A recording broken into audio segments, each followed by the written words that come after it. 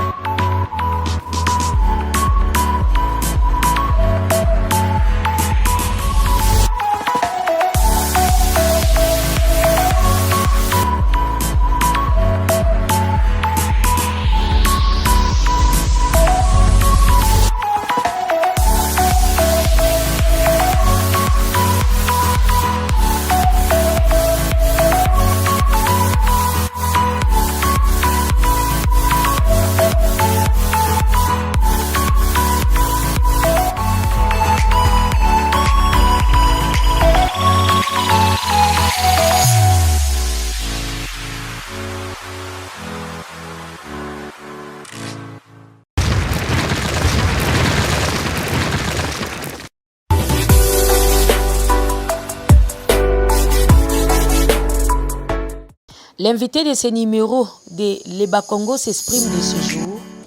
Découvrons-le tous ensemble. Lui, c'est le mieux élu des Matadi. Il s'appelle Miller Lutelo. Miller Lutelo est né à Matadi le 14 mars 1962.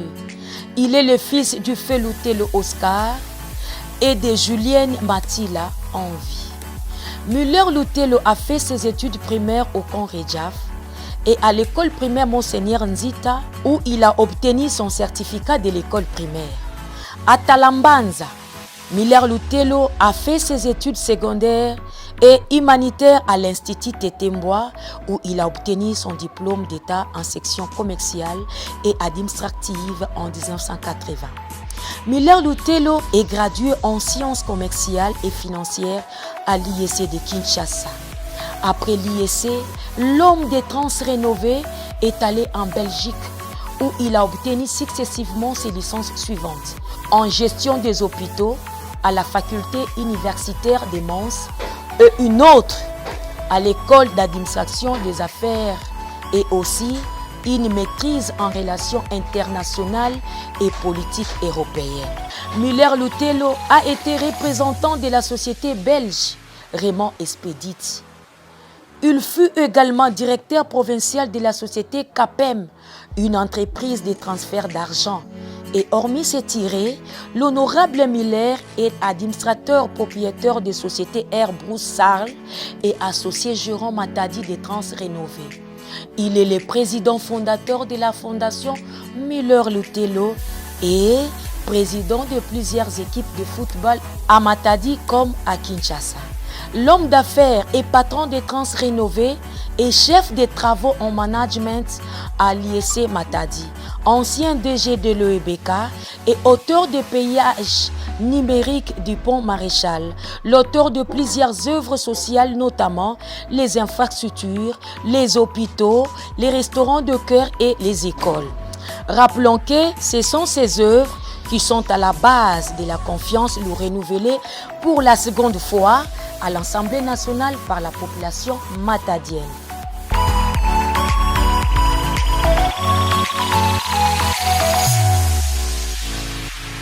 Nos amis de l'émission Le Bakongo s'expriment. Nous avons tous découvert qui est l'invité de ces numéros. Et lui, c'est l'honorable député national Miller Lutelo. Et sur ce plateau, j'aimerais vous rappeler que je ne suis pas seul. Je suis avec Freddy Mbiavanga et avec lui, nous animons cette émission. Bonjour, honorable. Bonjour. Et soyez le bienvenu, honorable. Merci. Et merci d'avoir répondu à notre invitation. Mbote honorable. Mbote Pangi Freddy. Mbote aussi na maman Sylvanie qui a coulé percé.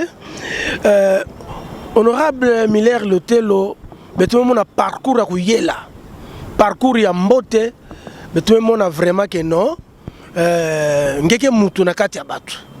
Batankaka bake mona kaka trans rénové, baka mona kaka professeur Beto, baka mona kaka député Beto.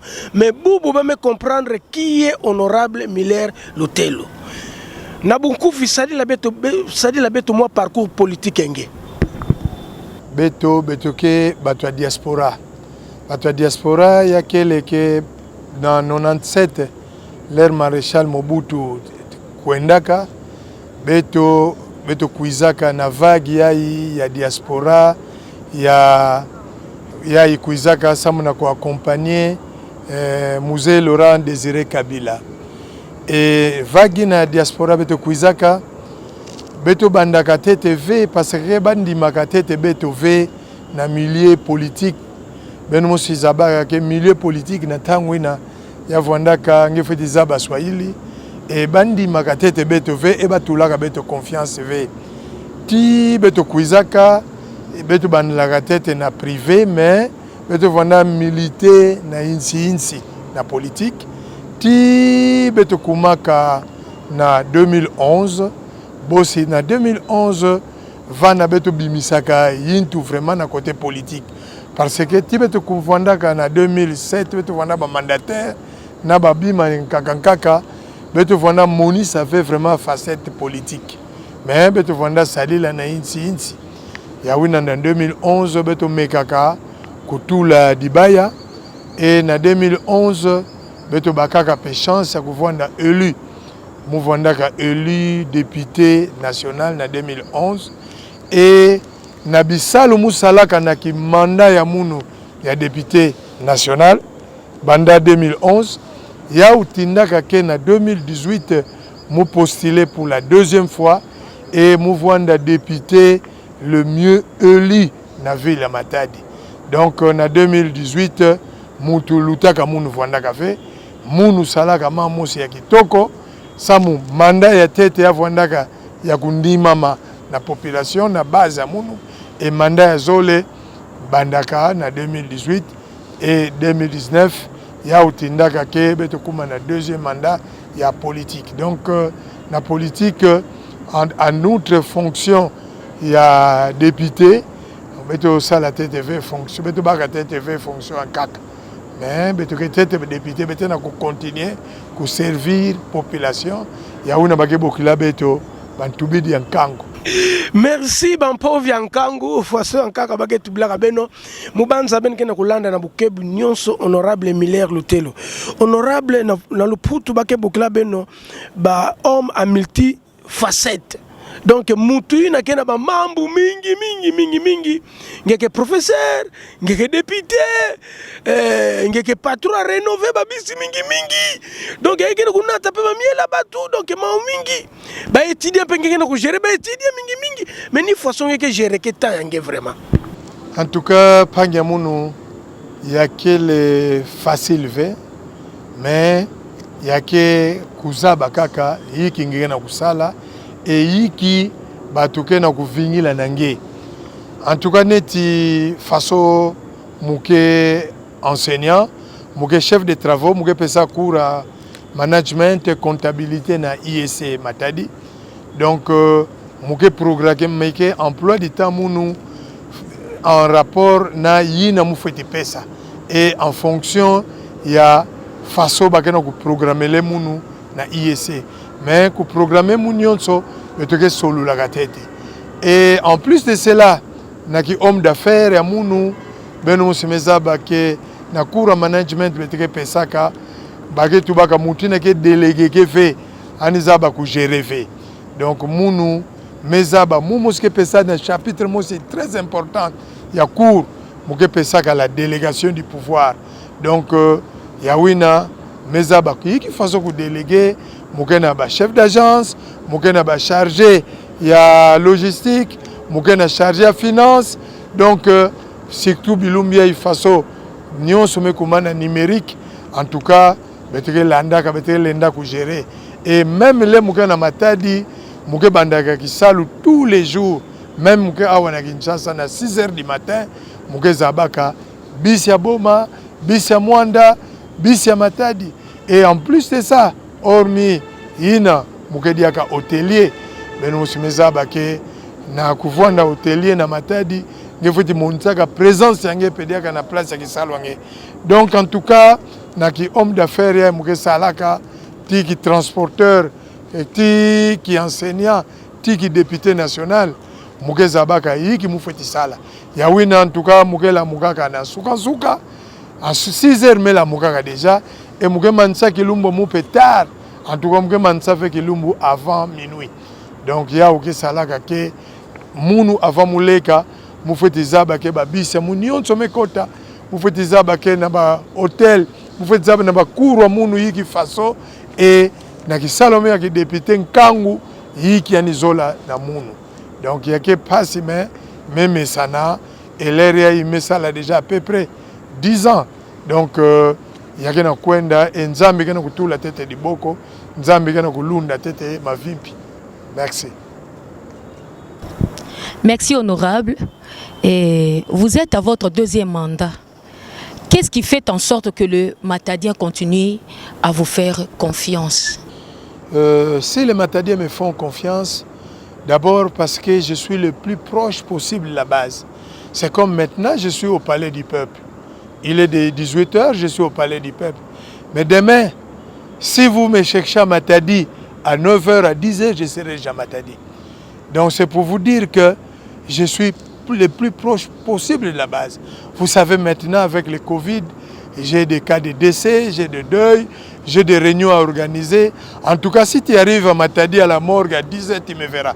Et tu me poseras la question, mais tu as été hier au Palais du Peuple à 20h, 21h. Comment ça se fait que tu es déjà ici?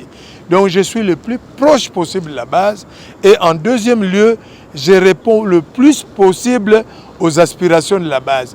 C'est pourquoi dans le slogan, dans ma façon de travailler, on dit le travail d'abord, pas de distraction. Donc moi, je ne suis pas là pour tromper la population. Moi, je suis là pour dire la vérité à la population.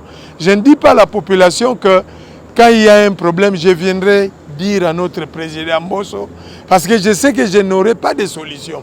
Mais j'essaye de porter satisfaction à ma base le plus rapidement possible. Donc, j'essaie d'être le plus proche possible de la base. Donc, c'est ça qui fait qu'on a encore confiance en moi et je réponds aux aspirations du peuple.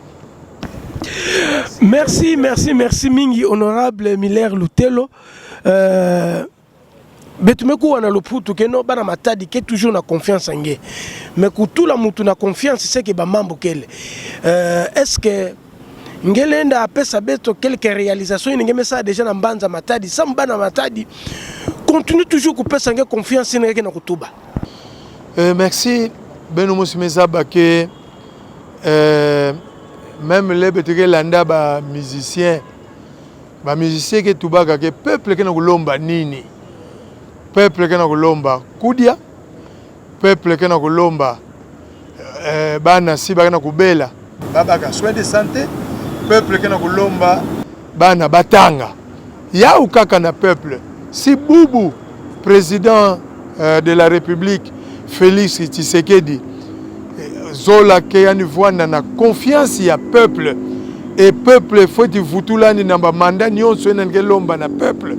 En tout cas mambo tatu ina kaka bantu bakudia bana bakwenda na classe et baina kena kuzola kena kubela babaka traitement ya wina pe munu honorable Miller Lutelo mekumisaka tete diambo tete kudia diambo ya pamba na hiki faso beno musimeza bake muke na 3 restaurants du cœur na Matadi na Kikanda na Bobila tina Kiamvu batuke kudiaka na 300 francs congolais. Donc 300 francs congolais yake mise en scène ve yake réalité muntu na kana kubela amebi misa 300 francs mekudia e baina bake lozola ka kudia mingi e baina ke vuandaka ke anike na batuke na kusadisa ni na 1000 francs misumba 3 plats anmekudia mbote.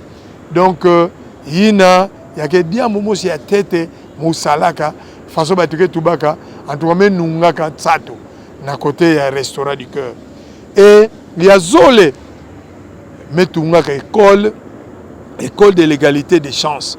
En tout cas école yina ngemeka kwenda tala na Matadi batume tulaka makelele meke tatu ve.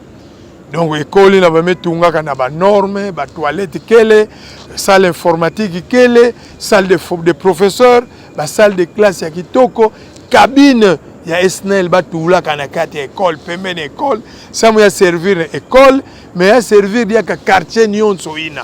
Donc école ina ngemeka yuvu la prix en tout cas ngeke ndima $20 ya Minerval par trimestre. Mais que école privée. Ça mozola tuba ke même si mulenda bana futa ve mumo sike buelaka samna kufuta ba enseignant. Donc ya una beto ba député tala ba dia mambu beto feti sala na école. Donc beto me bana déjà kudia et kunwa et mbeno mosimeza ba na côté à soins de santé metungaka maternité mosi moderne na Matadi na hôpital ya Bobila Dawa ya kuteke munu $100,000 et me pesaka yao naba mfulu nabima nyonso me pesaka na salle d'accouchement bien climatisée hôpital ya l'état me pesaka yao na l'état samu baba kabao basadia yemosu mezaba ke mutine ke sala mambo plena ya ke tsaka ve et mukena kulemba fe parce mona kutunga diaka hôpital mosi de référence mais privé ya nene ke vwanda na Nzanza sa mumenu mosi mezaba ke commune ya Nzanza ke commune la plus peuplée ya ville ya beto Matadi mais ke na commune ke na hôpital mosi de référence ve depuis ba Belge me kwenda hôpital ya Kiamvu ya ke na ku répondre ve na ba norme ngeme ka kwenda ba na tula ba bakala na ba kento place mosi donc ya ke mbote ve ya wina mukena kutunga dia hôpital mosi moderne et na mambo tatu ina betolenda buela diaka ba mambo fioti neti ba pont betumetunga ba pont mingi na Matadi beno musumezaba ville beto Matadi yake accidenté ba escalier ba pina mezaba bilumbi ya diaka na Matadi mukena tunga escalier mosi 3 km yake banda na avenue Kasavubu yake kwenda kutana na avenue Mama Yemo. Donc yake kutanisa deux communes, commune ya Nzanza na commune ya Mvuzi. Et baskalier ina na vacances yai mesala déjà 1000 mètres. Donc 1 km. Lebete kwenda dia na vacances ya mars. Et passé session parlementaire qui mansa en décembre. Donc lebete kwenda na décembre bete mansa na mars, bete tunga dia ka 1000 mètres.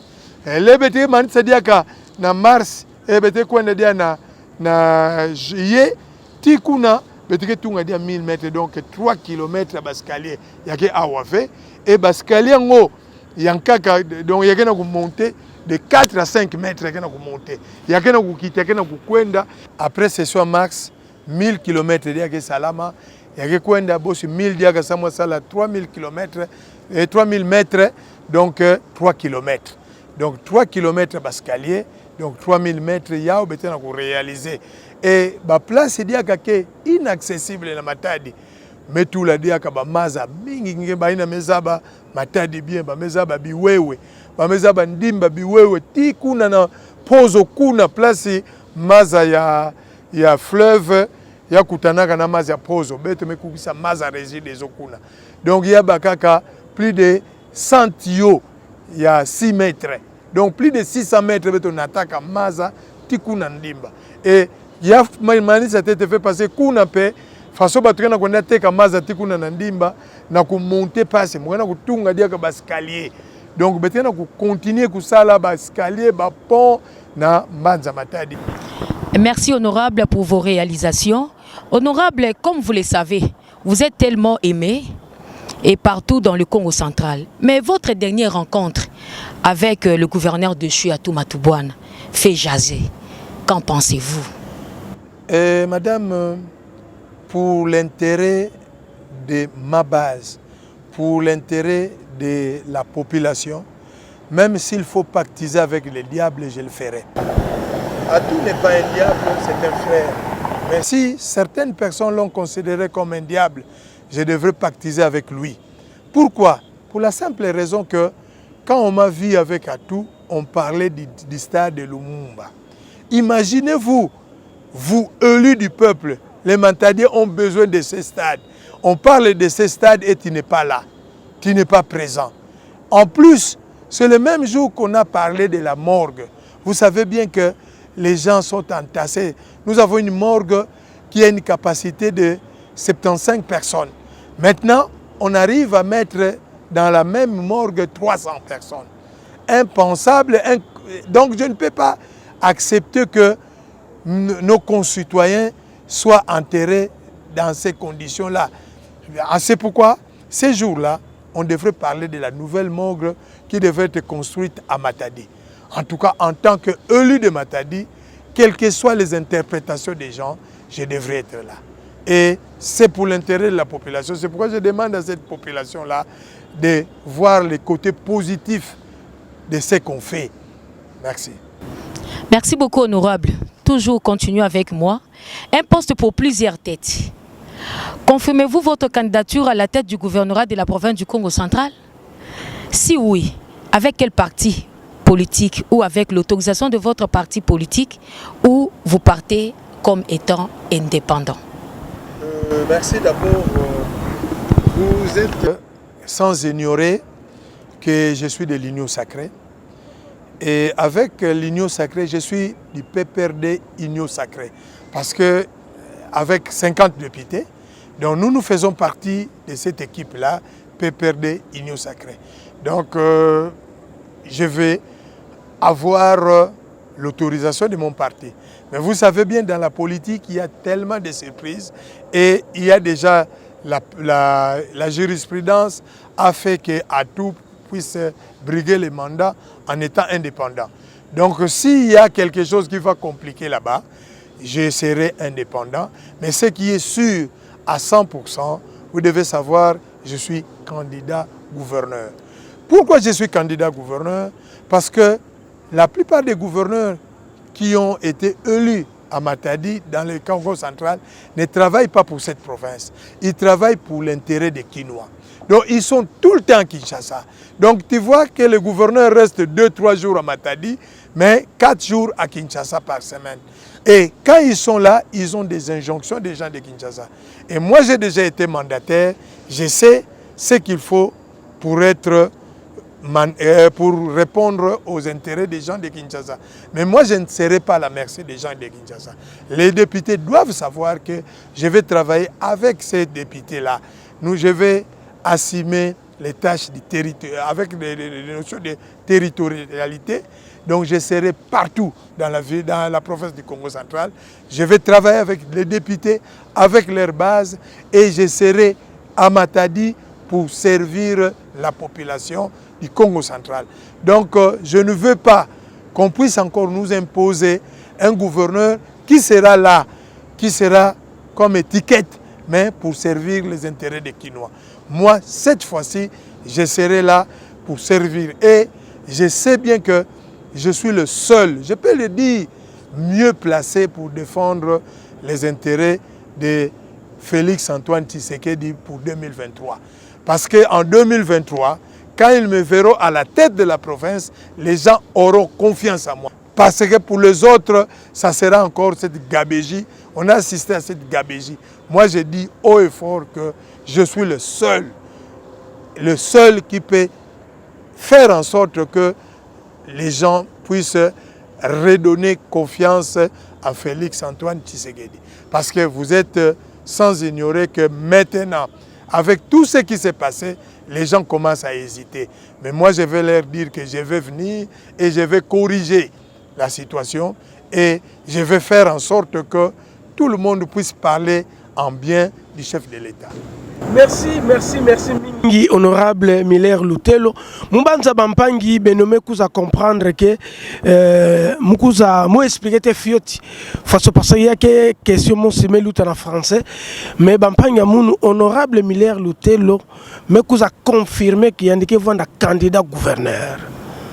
Ça monaiki yani ke kuiza na biki rouge. Yani corriger ba erreur mingi. Mais Muzaba qui a confiance ina parti politique n'a que pesa kandi ba ke pesa ndi diluaku mais quand me compliqué fioti yani que futu kama ni mave yani que kuiza comme indépendant parce que y a que tatu ya population Miller Lutelo tu a dit sa province yani que manager yani que mambo mingi yani que salaka donc avec Miller Lutelo bana matadi metuba OK bana mwanda su metuba OK beno ba député provinciaux betuke futu la beno après merci mingi honorable Miller Lutelo parce que batu mingi kena kusua matete bakeno tu bakana ba réseaux sociaux mais bakeno kusua mais nge metuba ya nge parce que ke sir na nge en plus CVP ya kuyela pourquoi pas mais question muni akele dilwa ko ya baba kaka non na kutwadi sa province il faut rotation vwanda iki façon muni yake idée bien ou bien imbi ya zole mena comme mandat qui a cataracte peut mani savait mandat nandi est-ce que yina lena il faut na kota vana il faut na vanda aussi peka muta cataracte ou bien comment betuke na province ya Congo central betuke tubaka toujours makuku matatu ngemaka tula mabanga zole nzungu ketela mave et ngefuti tula mabanga nyonso tatu betu me respecter ya ouve ba meka voter gouverneur à côté ina batu mingi ketela maketuba poste na mekwenda ya ba ouve en tout cas betu foti sala tu ani katuka ya wina betu zola betu wizana mika mambwa betu la mukina place mosi betu lekila place mosi ya wina makuku matatu betu nata nzungwa betu ya province ya betu ya Congo central province yango ya betu ya papa Simo Kimbangu ya papa Kasavubu beto nyonso beto fete nata parce que l'air Kasavubu vandaka diriger hani tubaka feke province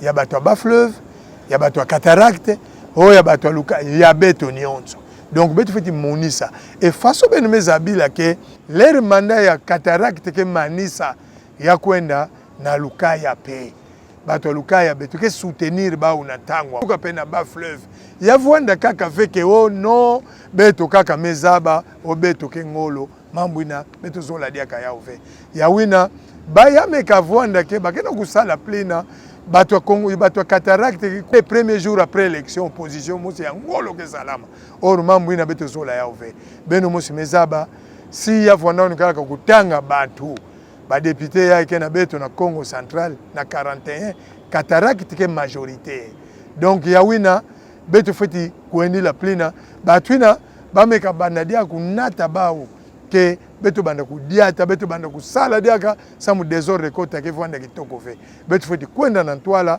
beto manisa manda yai e mambu ya kwenda vraiment kitoko. Merci bien honorable. Selon vous, quel est le profil d'un bon gouverneur? Est-ce l'actuel gouverneur Aïe peut-être candidat? En tout cas, pour le profil d'un bon gouverneur, je dirais qu'il doit d'abord avoir une base solide dans le Congo central. Il ne doit pas servir les intérêts de nos frères quinois. Il doit avoir une base. Donc, c'est la redevabilité. Il doit être redevable vis-à-vis de cette population-là. La première chose, c'est ça. Et la deuxième chose, ils doivent être en mesure de concilier les 3 districts, Cataracte, Bas-Fleuve et Lukaya. Et je peux donner un exemple parce que maintenant on parle de moi. Moi, je suis du Cataracte, mais mon épouse est du Bas-Fleuve. Et quand on demande à mes enfants, vous êtes d'où? Ils me répondent toujours, ah papa, nous sommes du Cataracte et du Bas-Fleuve. Hein? Donc c'est déjà quelque chose de bien. Donc il doit être en mesure de concilier les Makuku Matatu. Et en 3e position, ce gouverneur-là doit être quelqu'un de bien instruit. De bien instruit parce qu'il y a des impératifs que nous devons répondre au niveau de la province. Et quand vous n'avez pas une bonne base, vous n'avez pas une bonne instruction, ça ne sera pas possible. C'est ça vraiment un gouverneur pour la province du Congo central. Et pour notre frère Justin Luemba, moi à sa place, moi, Miller Lutelo à sa place, je termine mon mandat et je disparais. Mais nous sommes libres. Je ne peux pas l'empêcher de briguer, de poser sa candidature. Je ne peux pas l'empêcher. Parce que nous sommes libres et on apprend la démocratie. Mais si moi, Miller Lutelo, j'étais Justin Luemba, je termine mon mandat, je termine l'intérim et je disparais. C'est ça. Merci. Presque Natsuka, il y a émission à Beto, les Bakongo s'expriment. Dilo Kobana Matadi Vandara Mingi Beto Yambela Bao, pauvre Yabao, honorable Miller Lutelo.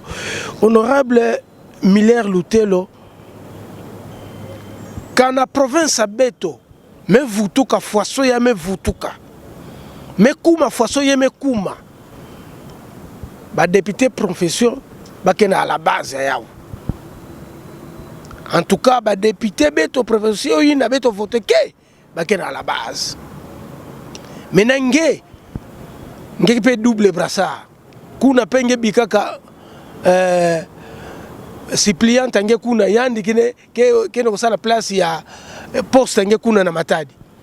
Maintenant yiki ngelenda tuba yiki conseil ngelenda pesa na ba député yina.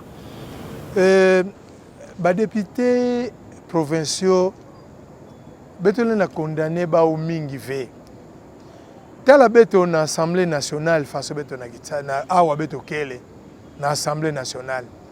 Donc il y a que levé que groupe Mosi que bakaka mbongo bankake zabaka ya ofe. Beto nyonso si bubu salaire, beto nyonso betike baka salaire. Beto nyonso si bubu betike baka invisible faso beke bokila ki na Matadi kuna ndimba Ntwani, beto nyonso betike baka yao. Bubu si bake pesa beto mbongo ya kwenda na congé, sa beto servir base, beto nyonso ke baka yao. Mais na Matadi yake Kiadi, Bidilu, kweto swameno ke kuna. Ba député ke salaka ngemona bankake bakaka mbongo après 3 mois bamona baka. Après 3 mois bamona baka. Après 2 mois bamona baka. Yake passe ya uke tindaka batwina bake vondaka diaka na indépendance d'esprit ve. Bake vonda na indépendance de fait ve. Tala beto na Assemblée nationale. Beto meza bakelere bake zo la futa e batunyoso meza bake ya batunyoso. Bon, si tu as la façon de foutre là, les députés provinciaux, ils vont peut-être 5 millions. Ils vont servir base na 5 millions. Ils vont faire nani kelenda. Ils vont foutre la inzo. Ils vont faire la bique inzo. Ils vont faire tout le monde. Ils vont faire Matadi. Ils vont foutre la inzo à $500, $1000. Et ils vont faire des mbongo kuna base qui na kufingila. En tout cas, les députés, ils